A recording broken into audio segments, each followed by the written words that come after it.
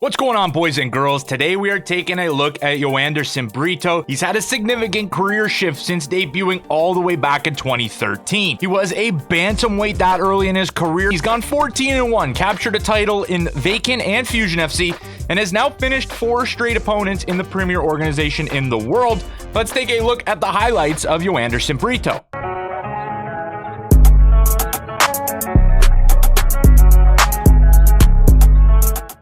Brito thanks mixed martial arts for saving him from a life of drinking and partying, and he's found a home training at Shootbox in Brazil, where he has developed a forward pressure, fast-paced MMA style. Since 2013, Brito has captivated fight enthusiasts, bursting onto the professional scene in Brazil without the cushion of an amateur career. Hindered by the scarce opportunities of amateur fights, he faced a rocky start, enduring 2 defeats in his initial 3 bouts over the span of 3 years.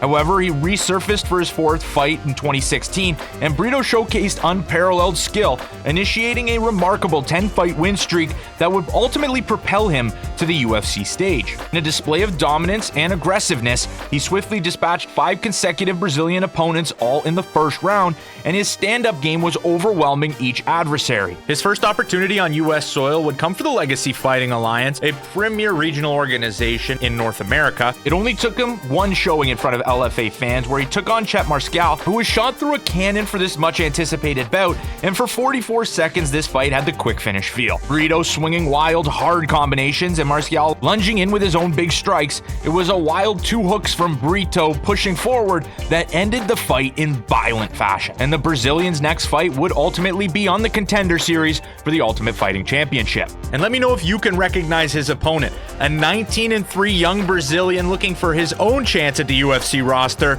Diego Lopes. And this fight would absolutely slap, going back and forth both on the feet and in the grappling. Brito would show off some of his most dominant ground and pound in this fight, where some of the strikes to Diego Lopes while he was on his back were some of the loudest I've ever heard. This fight, however, did end with a little bit of controversy. Brito was warned in the second round about his fingers pointing forward, and the fight ended on an eye poke, but just into the 3rd round, so it went to technical decision. And I still can't understand the judges' scorecards, but Brito, with his dominance in round 1 and round 2, would earn the unanimous technical decision and a contract to the UFC.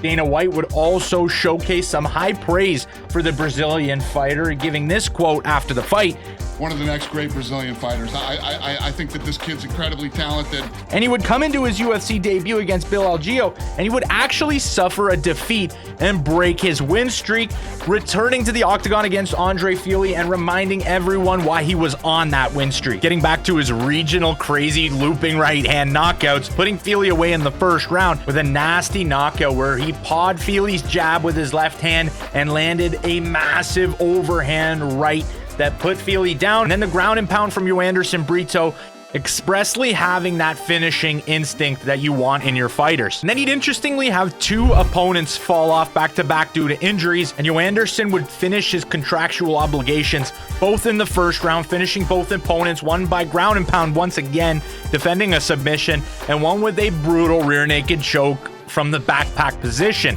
This would lead us to probably his most impressive finish in the UFC. He would take on Jonathan Pierce, a dominant grappler who prefers to take you down and control position, and Pierce was having success in the 1st round. 2nd round came around, and in a scramble getting back to his feet after yelling "do something" multiple times while he was on top, Joanderson Brito locked up a beautiful ninja choke, was quick to it, and forced Jonathan Pierce to submit, finishing off his 4th straight submission win, and this being his only finish coming outside of the 1st round on that streak. Let me know how you think he's going to perform against Jack Shore this weekend. He is a sizable favorite against the 17-1 Welshman. That'll do it for today's video, though. Guys, if you enjoyed, smash that like button and subscribe to Combat Sports Central, and I will see you in the next one.